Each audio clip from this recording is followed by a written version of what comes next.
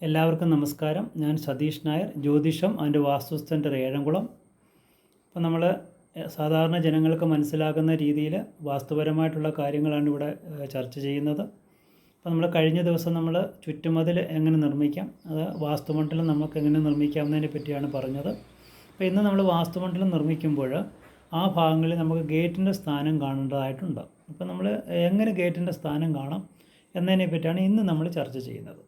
അപ്പോൾ നമ്മളൊരു കിഴക്കോട്ടും വടക്കോട്ടും പടിഞ്ഞാറോട്ടും തെക്കോട്ടും ദർശനമായിട്ട് നിൽക്കുന്ന ഗ്രഹത്തിൻ്റെ ഗേറ്റുകളുടെ സ്ഥാനങ്ങൾ നമ്മൾ കാണുമ്പോൾ അത് എങ്ങനെയൊക്കെ കാണാൻ പറ്റുമെന്നതിനെ പറ്റിയാണ് ഇന്ന് നമുക്ക് പറയാവുന്നത്. അപ്പോൾ നമ്മൾ കിഴക്ക് ദർശനമായിട്ട് നിൽക്കുന്ന വീടിൻ്റെ വാസ്തുമണ്ഡലം നമ്മൾ നിർമ്മിക്കുമ്പോൾ നമുക്ക് കിഴക്ക് എന്ന് വെച്ചാൽ വടക്ക് വശത്തുനിന്ന് തെക്കോട്ടുള്ള നീളം, അപ്പോൾ അവിടെ നിന്നാണ് നമ്മൾ പ്രദക്ഷിണമായിട്ടാണ് നമ്മൾ നോക്കേണ്ടത്. അപ്പോൾ വടക്ക് നിന്ന് തെക്കോട്ടുള്ള നീളം അളന്ന് നോക്കുമ്പോൾ 9 ഖണ്ഡമായിട്ട് നമ്മളത് തിരിക്കണം. അപ്പോൾ എത്ര മീറ്റർ ഉണ്ടെങ്കിലും അതിനെ 9ആയിട്ട് ഡിവൈഡ് ചെയ്തിട്ട്, വാസ്തുമണ്ഡലത്തിൻ്റെ കാര്യമാണ് ഈ പറയുന്നത്, ഡിവൈഡ് ചെയ്തിട്ട് അതിൻ്റെ 4-ാം ഭാവം എവിടെയാണ്. ഇപ്പോൾ 9 മീറ്റർ നീളത്തിലുള്ള ഒരു വാസ്തുമണ്ഡലമാണ്. അതിനെ നമ്മൾ 9ആയിട്ട് ഡിവൈഡ് ചെയ്യുമ്പോൾ 1 മീറ്റർ 1 ഖണ്ഡമായിട്ട് കണക്കാക്കാം. അപ്പോൾ ഇതിൻ്റെ 4-ാം ഖണ്ഡത്തിലാണ് 4-ാം മീറ്ററിലാണ് നമുക്ക് ഉത്തമമായിട്ടുള്ള ഗേറ്റിൻ്റെ സ്ഥാനം. അപ്പോൾ ഇത് ഇങ്ങനെയുള്ള ഗേറ്റിൻ്റെ സ്ഥാനം നമ്മൾ നിൽക്കുമ്പോൾ ഇത് നമുക്ക് പ്രധാന ഗേറ്റിൻ്റെ സ്ഥാനമായിട്ട് കണക്കാക്കാം നമുക്ക്. അതുപോലെ തന്നെ തെക്ക് വശത്താണെങ്കിൽ കിഴക്ക് നിന്ന് പടിഞ്ഞാറോട്ട് പോകുന്നതിൻ്റെ 4-ാം ഭാവവും, പടിഞ്ഞാറ് വശത്താണെങ്കിൽ തെക്ക് നിന്ന് വടക്കോട്ട് പോകുന്നതിൻ്റെ 4-ാം ഭാവവും, വടക്ക് വശത്താണെങ്കിൽ പടിഞ്ഞാറ് നിന്ന് കിഴക്കോട്ട് പോകുന്നതിൻ്റെ 4-ാം ഭാവവുമാണ് നമ്മൾ ഗേറ്റിൻ്റെ സ്ഥാനം കാണുന്നത്. പക്ഷേ ചില ഗേറ്റുകൾ സ്ഥാനം കാണുന്നെങ്കിലും ഉച്ചസ്ഥാനങ്ങളുണ്ട്. അപ്പോൾ ഉച്ചസ്ഥാനമായിട്ട് നമ്മൾ കണക്കാക്കുമ്പോൾ കിഴക്ക് ദർശനമായിട്ട് ഗ്രഹത്തിൻ്റെ 2-ാം ഭാവം നമുക്ക് ഉച്ചമായിട്ട് കണക്കാക്കാം. കാരണം നമുക്ക് വടക്ക് വശത്തോട്ട് മാറി നിൽക്കുന്ന ഗേറ്റുകൾ ഉച്ചസ്ഥാനമായിട്ട് കണക്കാക്കാം. അതുപോലെ തന്നെ തെക്ക് ദർശനമായിട്ട് നിൽക്കുന്ന ഗേറ്റിൻ്റെ കിഴക്കോട്ട് എന്ന് പറയുമ്പോൾ 2-ാം ഭാവം നമുക്ക് ഉച്ച സ്ഥാനമായിട്ട് കണക്കാക്കാം. അപ്പം പടിഞ്ഞാറ് ദർശനമായിട്ട് ഗ്രഹത്തിൻ്റെ നമുക്ക് 7-ാം ഭാവം ഉച്ചമായിട്ട് നമുക്ക് കണക്കാക്കാം. അതുപോലെ തന്നെ വടക്ക് ദർശനമായിട്ട് നിൽക്കുന്ന ഗ്രഹത്തിൻ്റെ 7-ാം ഭാവം നമുക്ക് ഉച്ചസ്ഥാനമായിട്ട് കണക്കാക്കാം. അപ്പം കിഴക്ക് ഭാഗത്ത് നിൽക്കുന്നതിൻ്റെ 2-ാം ഭാവവും തെക്ക് ഭാഗത്ത് നിൽക്കുന്നതിൻ്റെ 2-ാം ഭാവവും, പടിഞ്ഞാറ് വശത്ത് നിൽക്കുന്നതിൻ്റെ 7-ാം ഭാവവും, വടക്ക് വശത്ത് നിൽക്കുന്നതിൻ്റെ 7-ാം ഭാവവുമാണ് നമുക്ക് ഉച്ചസ്ഥാനമായിട്ട് ഗേറ്റിൻ്റെ സ്ഥാനം കണക്കാക്കുന്നത്. പിന്നെ ഉപഗേറ്റുകളുടെ സ്ഥാനങ്ങളുണ്ട്. ഇപ്പോൾ ഉപഗേറ്റുകളുടെ സ്ഥാനമാണെങ്കിൽ നമുക്ക് ചില പ്രധാന ഗേറ്റും ഉപഗേറ്റുകളും നമ്മൾ നിർമ്മിക്കേണ്ടതായിട്ടുണ്ട്.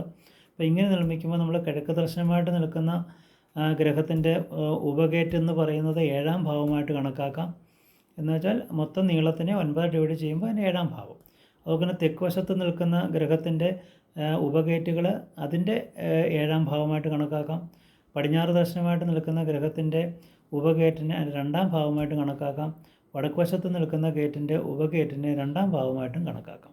അപ്പോൾ എന്ന് വെച്ചാൽ അവിടെ നിന്ന് തുടങ്ങുന്ന 2-ാം ഭാവത്തിലാണ് തുടങ്ങുന്നത്. അപ്പോൾ പ്രദക്ഷിണമായിട്ട് നമ്മൾ അളന്ന് നോക്കിയിട്ടാണ് ഗേറ്റിൻ്റെ സ്ഥാനം കണക്കാക്കുന്നത്.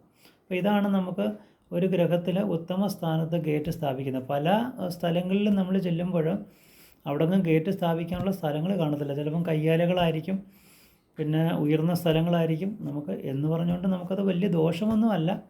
നമുക്കവിടെയൊക്കെ ഗേറ്റിൻ്റെ സ്ഥാനം എന്ന് വെച്ചാൽ വഴിയൊക്കെ ചിലപ്പം നമുക്ക് വണ്ടി കയറാനും ഒക്കെയുള്ള പരിമിതികളുള്ളത് കൊണ്ട് നമുക്ക് ആ ഭാഗങ്ങളിൽ സ്ഥാപിക്കാൻ പറ്റത്തുള്ളൂ.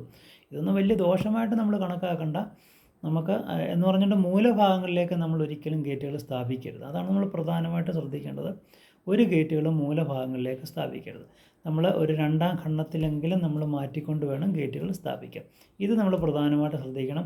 നമ്മുടെ ഭൂപ്രകൃതി അനുസരിച്ച് പല രീതിയിലുള്ള ഉയർന്നും താഴ്ന്നുമുള്ള പ്രദേശങ്ങളുണ്ട്.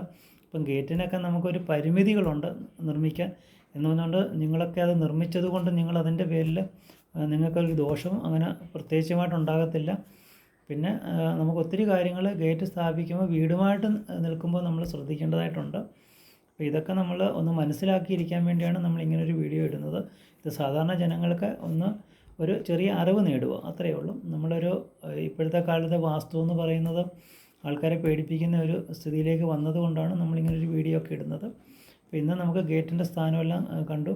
നാളെ നമ്മൾ ഗ്രഹത്തിൻ്റെ സ്ഥാനങ്ങളെ, കിണറിൻ്റെ സ്ഥാനങ്ങളെ, പിന്നെ ചുറ്റുമതിൽ, വാസ്തുമണ്ഡലം, ഇതൊക്കെ നമ്മൾ ഇത്രയും ദിവസമായിട്ട് ചർച്ച ചെയ്ത് കഴിഞ്ഞ കാര്യങ്ങളാണ്.